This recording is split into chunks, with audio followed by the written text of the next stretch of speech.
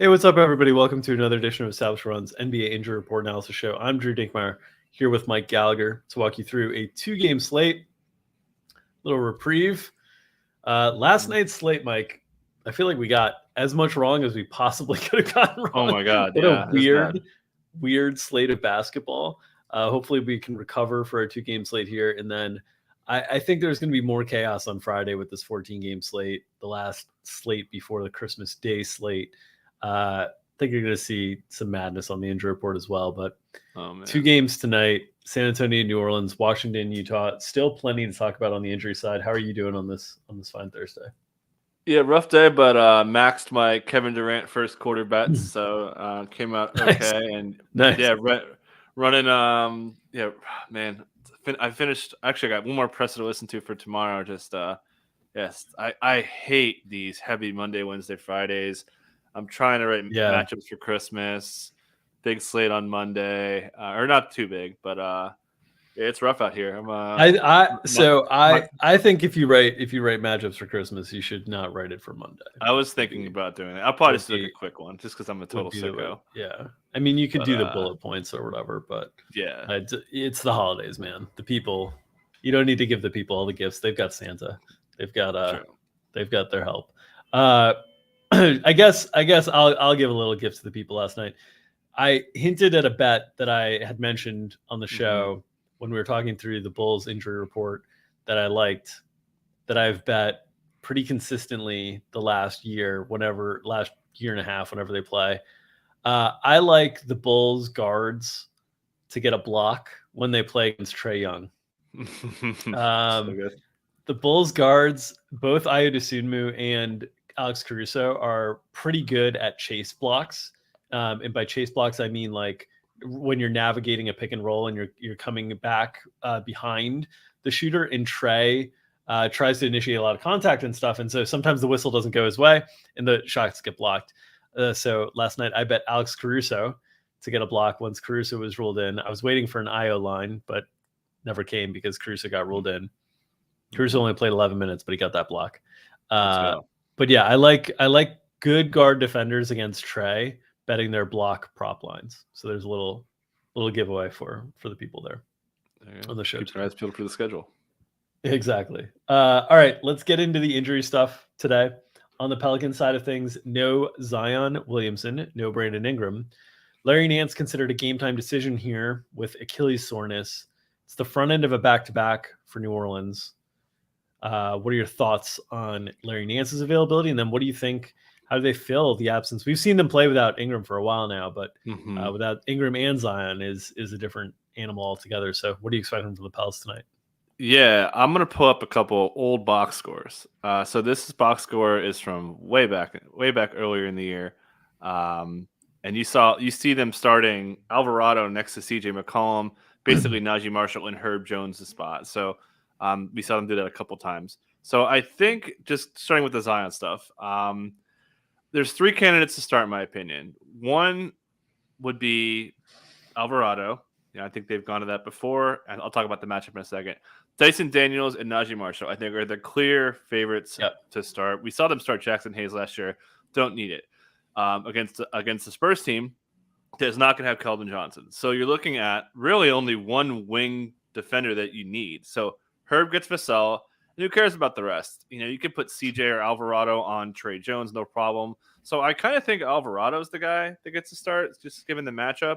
And tomorrow they'll get OKC and maybe a different animal. So I think he probably starts, and you'll have some more overlap. There's only, I think, 68 minutes of Herb and Najee Marshall together. You're giving up a lot of offense to put two on-ball defenders who are very similar in the way they're used defensively. Herb's also, really fallen off offensively lately. So I think adding more offensive punch with Alvarado, more ball handling, taking out Ingram and Zion, just, you're asking way too much out of McCollum offensively. So I kind of lean Alvarado here. Larry Nance is questionable. Didn't do contact yesterday. He's going to warm up. They're playing back-to-back. How are you playing the front end of a back-to-back when you didn't go through contact in practice? I think he's out. We already made a bet off this, taking Valanciunas over, so feel pretty good there. But yeah, are you with me on the Alvarado? If I had to rank him, I mean Dyson Daniels makes some sense, I think, but I would probably rank him Alvarado, Najee, and then Dyson. Well, talking through it, one of the things that occurred to me was if it was let's say it was Najee Marshall, right? Let's just play that out. If they're without Larry Nance, you start looking at how they start to backfill, 4 minutes, and there's not really a great answer there. Mm-hmm. It's playing Jackson Hayes back into the rotation a little bit more. Whereas if you look at the guard depth that they have, we've seen them very comfortable playing Alvarado, Devontae Graham, Dyson Daniels. So I think you're right that it's more likely to come from a guard spot than a big spot when you take into consideration the opponent and also the roster depth. So whether that's Alvarado or Dyson Daniels, I don't know, but I do think that's more likely than Najee. And I just off the bat, when you asked me before the show, I was like, oh, probably Najee, but because I was just thinking, oh, forward, Yep. But they're definitely more comfortable playing those other excess guards. And the easiest way to make the rotation a little bit cleaner there is just basically have Najee as the straight sub for Herb. And then you can work through Dyson Daniels. You can be a combo 2-3. Najee can be a combo 3-4. You can still play him alongside Herb at some points during the game, right? And then you have McCollum and Alvarado handling all the 1 minutes, or McCollum and Graham, or McCollum, Alvarado, Graham handling the 1-2 minutes essentially. So I think that's probably correct. If you do see Najee Marshall in the starting lineup, I think that's a decent sign that Jackson Hayes is going to be in the rotation tonight. Would be my guess. Otherwise, I don't think it's guaranteed for him, given the depth that they have in the backcourt. Yep. And you don't need a big wing defender, so they can just sort of build the rotation that way. I think that's right. Okay, let's move on to the Utah Jazz side of things. Colin Sexton is questionable tonight. It seems like he's been pretty close to returning, has been my read on the situation, but this is the first time he's officially been questionable, I believe. He was listed as out the other games before. Do you think we see Colin Sexton back tonight? Yeah, should be back. We're seeing some pregame work leading up to this one. That's usually an indication you're getting kind of within the week. And as you mentioned, it seems like they're based on kind of like Mike Conley's timeline. Felt pretty similar from when you're seeing the pregame work. So probably starts, probably has a minutes cap. We'll see how this affects Nickeil Alexander-Walker, who's been pretty good, kind of out of nowhere. Pretty much everyone wrote him off, but he didn't write back though. Great Geno Smith-Line. But so he probably loses minutes with Sexton back, but maybe they slide him down. You don't got too much size and too much backcourt that you need to worry about besides Beal. So you said you think Sexton starts? No. I'm just talking about backcourt depth. Yeah, no, it's sure going to be Conley Clarkson. Okay. Yeah. Same. Yeah, they're comfortable with the two big line. I'm just talking about second unit with with Nickeil Alexander-Walker. So I think Nickeil Alexander-Walker will be affected pretty significantly. If he's not, that speaks really big volumes. Yeah, that would be my guess as well. And then obviously it just bleeds over into everybody else because it's another usage guy. It also bleeds into the minutes ceiling of Conley and Clarkson, just because Sexton is a more capable player to take those minutes than Nickeil Alexander-Walker is, just in terms of pecking order and whatnot. So it's good for the Jazz. It's not necessarily great from a DFS or fantasy perspective for all these other pieces in the mix. Okay. The Jazz are playing the Washington Wizards tonight.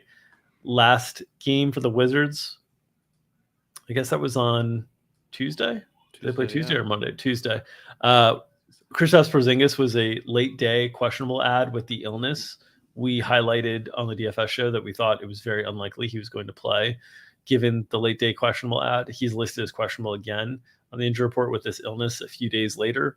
What are your thoughts on Kristaps Porzingis' availability tonight? Yeah, something he's got a pretty good shot to play, but didn't go through shoot around, so I guess I should take that back. But that's not too uncommon. I don't have a read on it. It's basically my call there. We just can't predict these illness things because guys just don't go to shoot around for rest purposes. Yeah. So, but I mean, it's been, like you mentioned, been sick for 3 days. Guys have been taking a week though. I mentioned Laurie Marketing missed like 10 days. So maybe it's a little bit closer to doubtful. We're gonna have him in just because we unless we have like evidence to like we have Larry Nance out for the reasons we said. Like we don't like the only reason is like, oh, he's sick and then goes to shoot around. That's like not enough. Okay. Yeah. So center minutes. Really good minutes from Daniel Gafford last game. I thought he held his own defensively, a guy who we usually target. Like Ayton got huge volume. They kept feeding him in high-low actions and stuff. It was really good. But Gibson also was really big down the stretch. He won the Defensive Player of the Game award for the Wizards. So I would expect those guys, again, to anchor all those center minutes if Kristaps can't go. This is the last game of the night, but we'll probably know. Only an hour separation, so we'll probably have a pretty good idea. I think we'll have a decent idea. The other thing that I note there is without Kristaps Porzingis, we saw a really, really tight rotation, and we saw the starters' minutes in a competitive game get up there. Monty Morris getting up to 36. That cut Jordan Goodwin down quite a bit. Goodwin's been, in the games that Beal's played, Goodwin's been pretty much a straight backup to Monty Morris. So we saw less Goodwin minutes than we've expected of late. And then you can see Gafford and Gibson is a straight 48 split. So you add basically the point guard and the center, straight 48 split between two guys, and then two other backups in Barton and Kispert floating between the 2, 3, 4 spot. Still allowed. Should mention Rui's back.